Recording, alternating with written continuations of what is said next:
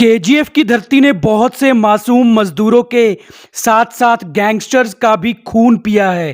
KGF के मजदूरों में शामिल बच्चे जिन्होंने अब तक खून खराबा ही देखा है। केजीएफ पर इंडियन आर्मी के हमले के बाद केजीएफ से तो बाहर आ गए हैं, लेकिन केजीएफ के बाहर उन बच्चों को टॉर्चर किया जा रहा है क्योंकि अब उनको बचाने वाला उनका सुल्तान रॉकी उनके पास नहीं है। मुंबई पर भी अब दूसरे गैंगस्टर राज करने आ गए हैं। केजीएफ के मजदूर भी अब केजीएफ के बाहर सेफ नहीं है क्योंकि इंडियन गवर्नमेंट के साथ साथ बहुत से गैंगस्टर्स को भी ये लग रहा है कि रॉकी जिंदा है और उसने केजीएफ के गोल्ड को कहीं छुपा दिया है। इसलिए राजा मनार नाम का एक गैंगस्टर केजीएफ के मजदूरों से केजीएफ के गोल्ड और रॉकी के बारे में जानने के लिए उनको टॉर्चर करना शुरू कर देता है। एक दिन जब गैंगस्टर राजा मनार के आदमी फरमान की मां, जिसको हम केजीएफ चैप्टर 2 से जानते हैं, को केजीएफ के बारे में पूछते हुए मार रहे होते हैं, तभी एंट्री होती है सालार यानी फरमान के बड़े भाई की।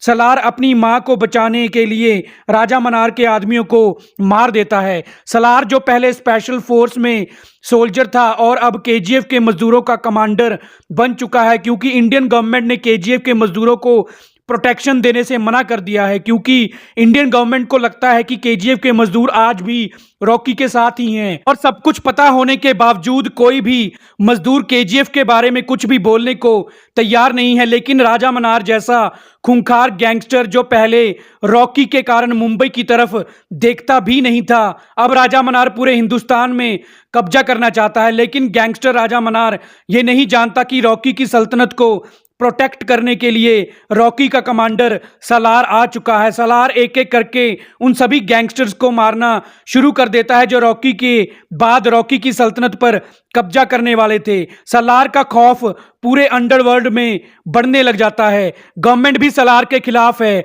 और उसको पकड़ना चाहती है, लेकिन आद्या नाम की एक सोशल वर्कर केजीएफ से बाहर आए बच्चों को एजुकेट करना चाहती है क्योंकि इंडियन गवर्नमेंट की तरफ से उन बच्चों को कोई भी फैसिलिटीज नहीं दे जा रही थी और उनको कोई भी स्कूल एडमिशन देने को तैयार नहीं था। इसलिए आद्या ने उन बच्चों के लिए स्कूल्स एंड कॉलेजेस के लिए गवर्नमेंट से अपील की थी। अब सालार और आद्या दोस्त बन जाते हैं। सालार के दुश्मनों की गिनती दिन ब दिन बढ़ती जा रही थी। सालार ये जान चुका था कि उसका छोटा भाई फरमान जिंदा है, लेकिन सालार ने इसके बारे में अपनी मां को भी नहीं बताया था।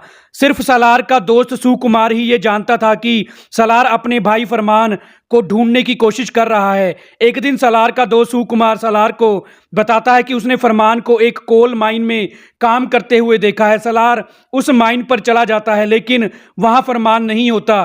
सालार के दोस्त ने सालार से झूठ बोला था। यह सारा प्लान गैंगस्टर राजा मनार का बनाया हुआ होता है। राजा मनार ने सालार के दोस्त को अपने साथ मिला लिया था।